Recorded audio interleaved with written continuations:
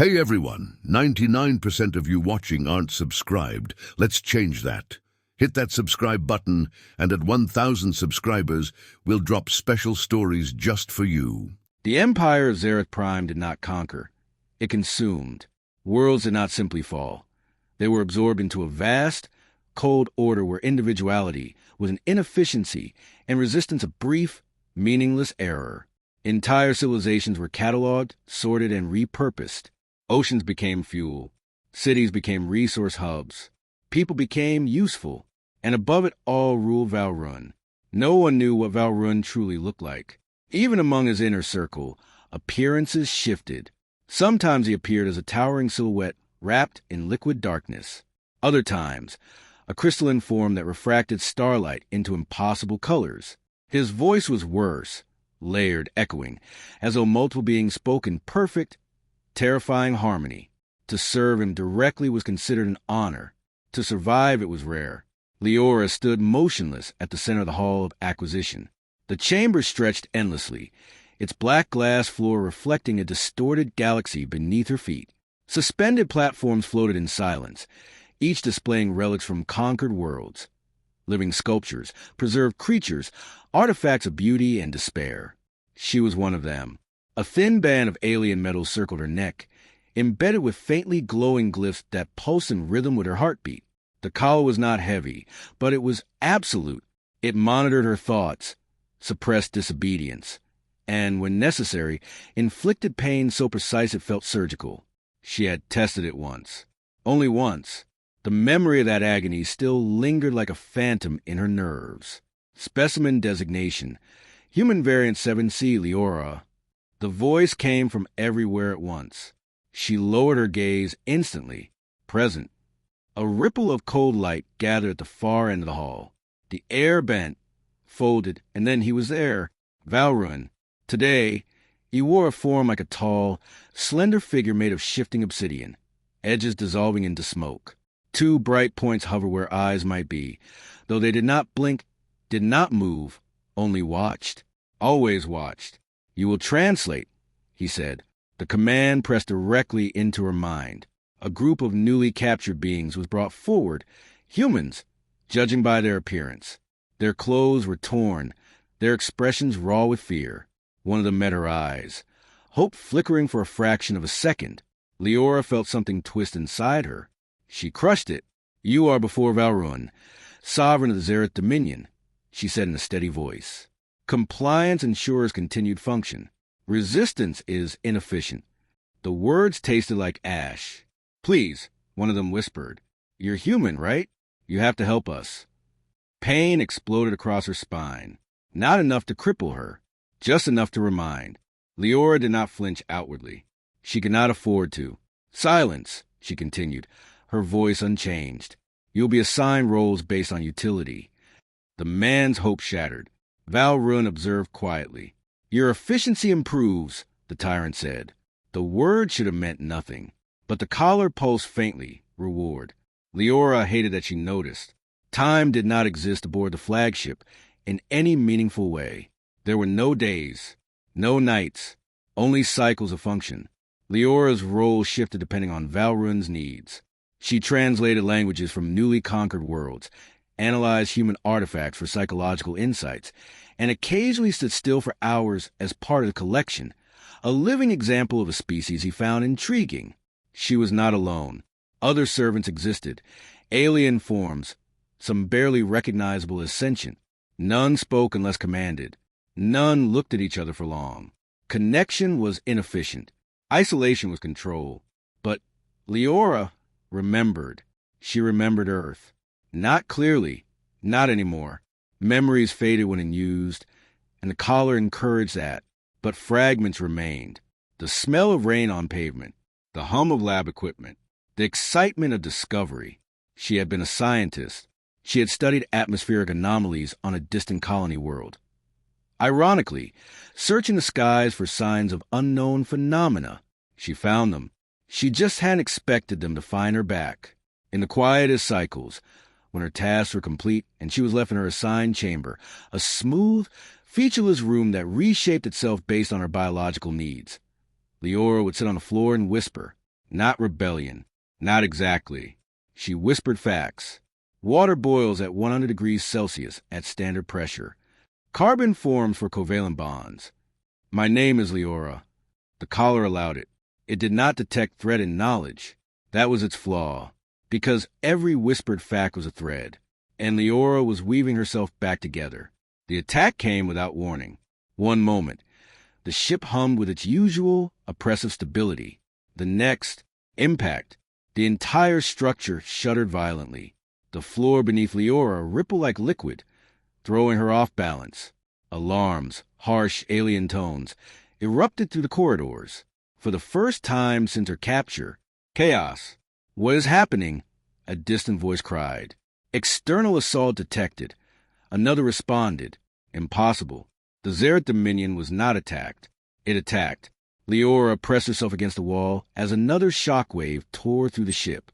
Lights flickered, shifting from cold white to erratic pulses of violet and red. For a brief moment, the collar stuttered. A flicker, a glitch. She froze. It had never done that before. A command surged into her mind. Remain in position. Valrun. The order was absolute. Her muscles locked. Then, just as suddenly, the signal faltered, like a broken transmission. Leora gasped. She took a step back. Nothing happened. No pain. No correction. Her breath quickened. She took another step. Still nothing. Somewhere deep within the ship, something catastrophic was unfolding. Energy fluctuations rippled through the structure. Entire sections lost gravity, objects drifting aimlessly before crashing back as systems struggled to compensate. And Leora stood in the middle of it, trembling. For the first time in years, no one was controlling her. She looked down at her hands. They were shaking, not from fear, from something far more dangerous. Choice. Another explosion rocked the ship, closer this time. A section of the corridor collapsed inward, exposing a brief glimpse of space beyond, silent, infinite, indifferent. Leora stared at it. Then she turned, and she ran. Behind her, far beyond her sight, Valrun watched. The Tyrant did not move, did not shout, did not command. But the 2 points of light that served as his gaze narrowed, just slightly, as if, for the first time, something had become unpredictable. Running felt wrong. Not physically. Leora's body remembered how, but mentally. Every step carried a strange, disorienting weight. For years, movement had required permission. Intention filtered to the collar's control. Now there was nothing. No command. No restraint. Just motion. And it terrified her. The corridors of Valrun's flagship were no longer silent and perfect. They pulsed with instability, walls flickering between solid and semi-translucent states as energy systems failed. The usual smooth hum of power had become a jagged, uneven roar. Servants scattered. Some froze in place, overwhelmed without orders. Others moved erratically, like machines given too many conflicting commands. A few collapsed entirely, their control systems still intact, forcing them into paralysis. Leora didn't stop. She couldn't. If the collar recovered, if Valrun reasserted control, she knew exactly what would happen. A drone shot past her, sparks trailing from its damaged chassis. Containment failure in Sector 9. It repeated in a distorted loop. Containment failure. Failure. Failure. Another explosion shook the corridor. The floor buckled, throwing Leora against the wall. Pain flared in her shoulder, sharp and real. She welcomed it. It reminded her she was still in control of herself. Stop. The command slammed into her mind. She staggered mid-step, breath catching. Valrun, even weakened, the Tyrant's presence was overwhelming, cold, invasive, absolute. The collar flickered violently, glyphs flashing in chaotic patterns. Her muscles tightened, locked, then, like a frayed wire snapping. The command broke. Leora gasped and stumbled forward, collapsing to one knee. "No," she whispered, not in defiance, in disbelief. The Tyrant's voice came again, but this time distorted, fragmented, returnated, then silence. For the first time since her capture, Valrun could not reach her. Leora pushed herself up. This was it. Not a plan, not a rebellion. A moment, and if she didn't take it, it would disappear forever. She ran harder. The ship's architecture shifted as she moved deeper into unfamiliar sectors. These were not the ceremonial halls she knew, but functional corridors, raw, exposed conduits of power and machinery. Energy arced between cracked panels, casting wild shadows across the metallic surfaces. Gravity faltered again. For a moment, she lifted off the ground, drifting weightlessly. Loose debris, shards of black alloy, fragments of alien devices, floated around her like a frozen storm. Then gravity slammed back. She hit the floor hard, air knocked from her lungs. Still, she forced herself up. Ahead, a wide chamber opened. Escape pods. She didn't know how she knew. Maybe from observation. Maybe from instinct. Maybe from some buried fragment of knowledge she had absorbed during her time as Valrun's translator. It didn't matter. It was a way out. Several pods had already launched. Empty docking frames lined the walls, their mechanisms still glowing from recent use. Others remained, sealed and inactive. A group of servants stood nearby. 3 of them, unmoving. Their collars still worked. Their eyes were blank. Waiting. Leora hesitated. For a fraction of a second, something inside her screamed to help them, to shake them, to pull them free, to do anything. But she knew the truth. She couldn't. Not now. Not like this. "I'm sorry," she whispered. Then she turned away. The nearest pod responded to her approach. A soft hum. A seam of light splitting across its surface. The structure unfolded like a blooming shell, revealing a narrow interior designed for a single occupant. Leora froze at the entrance. This was it. If she entered, there would be no turning back. No certainty. No plan. Just escape. Another shockwave tore through the chamber. The ship groaned. A deep, unnatural sound, as if something vast and ancient was breaking apart under unbearable strain. Through a fractured section of the outer hull, she caught a glimpse of space. And something else. Far in the distance. A massive structure. Not Zareth. Not familiar. It glowed with a pale, cold light, unlike anything she had seen before. Was it the attacker? A rescuer? Or something even worse? The question didn't matter. The ship was dying. Leora stepped into the pod. The interior sealed around her instantly, enclosing her in a tight, curved space filled with faint blue light. The air smelled sterile, artificial. For a moment, nothing happened. Then, a surge of energy. The pod activated. Launch sequence initiated. The voice was mechanical, emotionless. Leora gripped the sides as the pod began to vibrate. Her heart pounded. Too fast. Too loud. Too real. Trajectory. Emergency evacuation. Destination. Nearest habitable planetary body. Her breath caught. Habitable. The countdown began. 3. The ship around her screamed, metal tearing, energy collapsing. 2. For a split second, the collar flared violently. A final attempt. Pain lanced through her skull. Return. The command was faint. Dying. 1. Leora clenched her teeth. No. The pod launched. The force slammed her back into the seat as the pod shot out of the dying flagship. For a brief, dizzying moment, everything was light and motion. Stars stretching into lines, the wreckage of the massive ship fracturing behind her. Then, silence. She floated, weightless, free, through the small viewport. She watched the flagship, Valrun's domain, the place that had stolen her life. It was breaking apart. Sections collapsed inward, consumed by cascading energy failures. Fragments drifted into space, glowing faintly before fading into darkness. For a moment, she thought she saw something at its center, a shape, watching. Then the ship was gone, swallowed by a burst of pale, cold light. Leora exhaled slowly. She should have felt relief. Victory. Something. Instead, there was only emptiness. The pod adjusted its course. A distant blue planet filled the viewport. Clouds. Oceans. Land. Beautiful. Familiar. Earth. Atmospheric entry in 10-9. Leora pressed her hand against the glass. She didn't know if it was really Earth. Didn't know if anything was waiting for her there. Didn't know who she was supposed to be anymore. 3-2. The pod began to burn as it entered the atmosphere, flames licking across the surface. The shaking returned, violent and relentless. 1. The world became fire. And then, nothing. She woke to silence. Not the oppressive silence of space. Not the controlled quiet of the flagship, but something softer, gentler. Wind.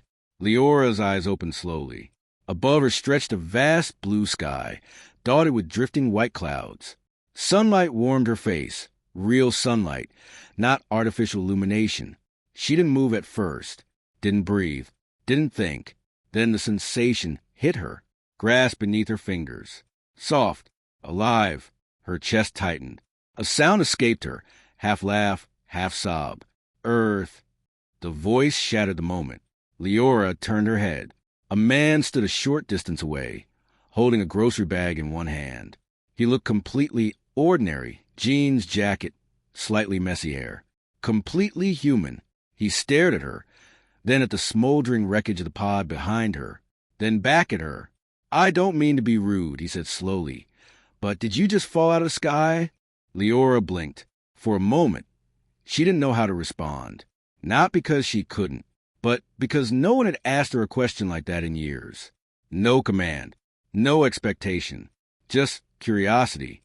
"Yes," she said quietly. The man stared for another second. Then, surprisingly, he nodded. "Okay," he said. "Yeah, that makes about as much sense as anything else today."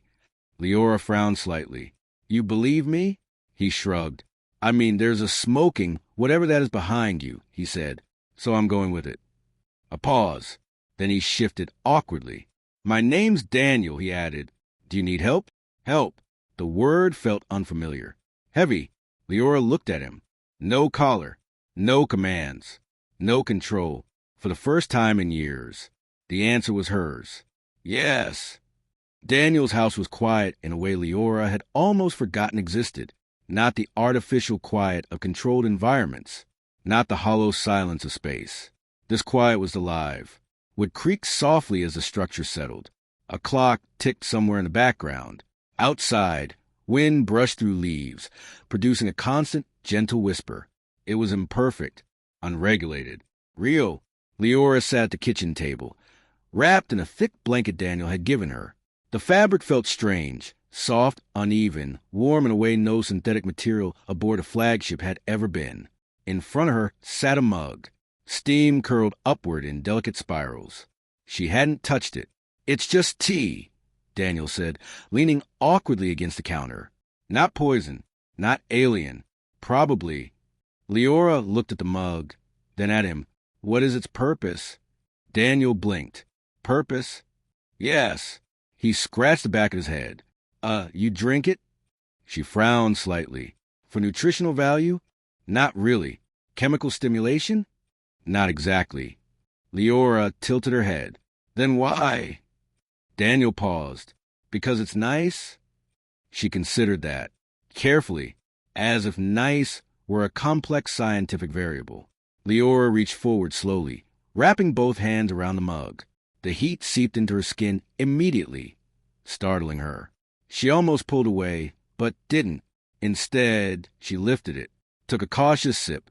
Warm, slightly bitter, faintly sweet. Her expression didn't change much, but something in her eyes shifted. "This is pleasant," she said. Daniel smiled a little. "Yeah, that's the idea." Silence settled between them again. Not uncomfortable, just unfamiliar. Daniel glanced at her neck. "That thing," he said carefully, "it's still there." Leora's hand instinctively rose to the collar. The metal felt cold against her skin, its faint glow now irregular, like a dying signal struggling to sustain itself. "It is inactive," she said, "but it was controlling you." "Yes." "How?" She hesitated. "Direct neural interface," she explained. "It suppresses independent thought, overrides motor functions, induces pain to enforce compliance." Daniel stared at her. "That's insane." "Yes." He pushed himself off the counter, pacing once across the small kitchen. "Can you take it off?" Leora's fingers tightened slightly around the collar. "I have attempted removal before," she said. "It resulted in severe punishment." "Yeah, but now..." It may still be active, she interrupted quietly, or it may react unpredictably. Daniel stopped pacing. So we leave it for now, he said. Leora nodded. That night, Daniel gave her his bedroom. She refused at first. It is inefficient, she said. You require rest. I've got a couch, he replied. It's fine. I do not require comfort. Well, I do, he said, and I won't be comfortable if I make you sleep on the couch. She didn't fully understand the logic, but she accepted the outcome. The bed felt wrong. Too soft. Too yielding. On the flagship, surfaces had always been perfectly calibrated. Firm enough for efficiency, never indulgent. This felt like sinking, like losing control. Leora lay still, staring at the ceiling. The room was dark, but not completely. Faint light filtered in through the window, casting shifting shadows across the walls. Outside, something chirped. An animal, alive, uncontained. Her chest tightened, not with fear, with something else. Water boils at 100 degrees Celsius. She whispered the words automatically. Carbon forms for covalent bonds. Her voice faltered. My name is Leora. The words felt stronger here, more real. She closed her eyes, and for the first time in years, she slept without commands. Morning came gently. No alarms, no directives, just sunlight. Leora woke instantly. Her body expected orders. There were none. She sat up slowly, adjusting to the unfamiliar stillness. For a moment, she simply existed. No function, no role, just being. This is inefficient, she murmured, then paused, but acceptable. She stepped into the kitchen. Daniel was already there, attempting to cook something that looked unstable. Morning, he said. What is that? Eggs. They appear damaged. They're supposed to look like that. Why? Daniel sighed. You're going to ask that about everything, aren't you? Yes. Days passed. Then more. Leora stayed. At first, it was necessity. She had no identification, no explanation for her existence that would be accepted, and no knowledge of how to reintegrate into a world that had moved on without her. But gradually, something shifted. She began to observe, then to participate. Cooking became a daily experiment. Why is heat applied unevenly? She asked. Because I'm bad at it, Daniel replied. That is not a satisfactory explanation. She learned patterns, human routines, meals at regular intervals, sleep during darkness, conversations that serve no immediate functional purpose. Why do humans ask questions they already know the answers to? She asked one evening. What do you mean? You said, how are you earlier? She explained. You did not require data. You were initiating social bonding. Daniel stared at her. Yeah, that's exactly what that is. Why not state that directly? Because that would be weird. Leora paused. I am beginning to understand why humans are inefficient. But she smiled slightly when she said it. The outside world was overwhelming. Daniel took her into town once. It was a mistake. Too many people. Too many sounds. Too many variables. Leora's breathing quickened as they walked down the street. Voices overlapped, cars passed by, doors open and close, chaotic, unpredictable. Her hand moved instinctively toward her neck. The collar flickered faintly, not activating. Just there. Hey, Daniel said quietly. You okay? She stopped. Her vision blurred slightly. This is too much. Without hesitation, Daniel guided her away from the crowd, down a quieter side street. No problem, he said. We'll take it slow. Slow. They stood there for a while, the noise fading into the distance. Leora focused on her breathing, on the ground beneath her feet, on the fact that no one was controlling her. Eventually, the tension eased. Thank you, she said. Daniel shrugged. You don't have to push yourself. She looked at him. You adjust your actions based on my state, she said. Yeah. Why? He frowned slightly. Because you're not okay. That is not a sufficient reason. It is to me. Leora studied him for a long moment, as if trying to solve something. That night, she stood outside. The sky stretched endlessly above her, filled with stars. For a moment, her chest tightened again, not with fear, but memory. I used to think they were beautiful, she said quietly. Daniel stepped beside her. They still are. They represent vast hostile systems, she replied. Empires, unknown threats, loss. Yeah, he said, but they also mean you got away from all that. She considered that. You are very simple, she said. Daniel blinked. Wow. She turned to him, expression calm. Time, Leora discovered, did something strange on Earth. It didn't just pass. It accumulated. Days became weeks. Weeks softened into months. And without realizing it, Leora stopped measuring her life in survival intervals and started measuring it in moments. Small ones, quiet ones, important ones. The collar no longer pulsed. At some point, she wasn't sure exactly when, the faint glow of alien glyphs had faded entirely, leaving behind only cold, inert metal, a dead thing. You ever gonna take that off? Daniel asked one evening. They were sitting in the living room, the soft hum of a television filling the background. Leora wasn't really watching it. She still found the rapid scene changes disorienting, but she liked the sound. It felt full. I have considered it, she said, and she touched the collar lightly. It no longer controls me, she said, but it remains significant. Daniel leaned back slightly. Significant how? Leora was quiet for a moment. It represents a period of enforced identity, she said. A version of myself that existed without choice. That sounds like a good reason to get rid of it, he said. Yes, she replied. Then, more softly, and also a reason to remember. Daniel didn't argue. He was learning when not to. Life settled into something steady. Not perfect, not extraordinary, but stable. Leora learned to cook without burning things. Mostly, she learned how to navigate conversations without analyzing every word like a data set. She learned that silence between people didn't always mean absence. It could mean comfort. And she learned Daniel. He woke up later than he should. Left dishes in the sink longer than necessary. Talked to himself when he thought no one was listening. You are inefficient, she told him one morning. Yeah, he said, pouring coffee. I've accepted that. I am beginning to find acceptable. That might be the nicest thing you've ever said to me. But there are other things, too. Things she didn't say. Not at first. Like the way her attention tracked him when he moved from room to room. Or how she found herself listening for the sound of his footsteps when he was out. Or how the house felt wrong when he wasn't in it. These were not programmed responses, not conditioned behaviors. They were new, and that made them difficult. One evening, months after her arrival, Leora stood alone in the kitchen. The house was quiet. Daniel had gone into town. She placed her hands on the counter and stared at the surface. Smooth, ordinary. My name is Leora, she said quietly. The words came easily now. No effort. No resistance. I am not property. Still true. I am not controlled. She reached up, touching the collar. Cold, silent, and then something new. I am choosing this.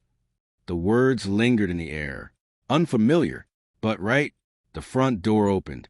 Hey, I'm back. Daniel stopped mid-sentence. Leora turned to face him. I have reached a conclusion, she said. He blinked. Should I be worried? Uncertain, she replied. He set his keys down slowly. Okay. Leora stepped closer. Her movements were calm, deliberate, but there was something different in her posture. Less rigid, less calculated, more human. When I arrived here, she said, my continued presence was based on necessity. Yeah, Daniel said carefully. I lack resources, identity, function. Right? She stopped in front of him. That is no longer the case. Daniel's expression shifted slightly. Okay. I am capable of independent survival now, she continued. I understand basic social structures. I can integrate into human systems with moderate success. Moderate success, he repeated. That's generous. She ignored that. Therefore, she said, my continued presence here is no longer required. The room felt suddenly smaller. Daniel looked at her. Oh. A pause. Well, he said, trying and failing. To sound casual, that's good, right? I mean, you've come a long way. Yes. Silence. Another pause. Then, so you're leaving? Leora tilted her head slightly.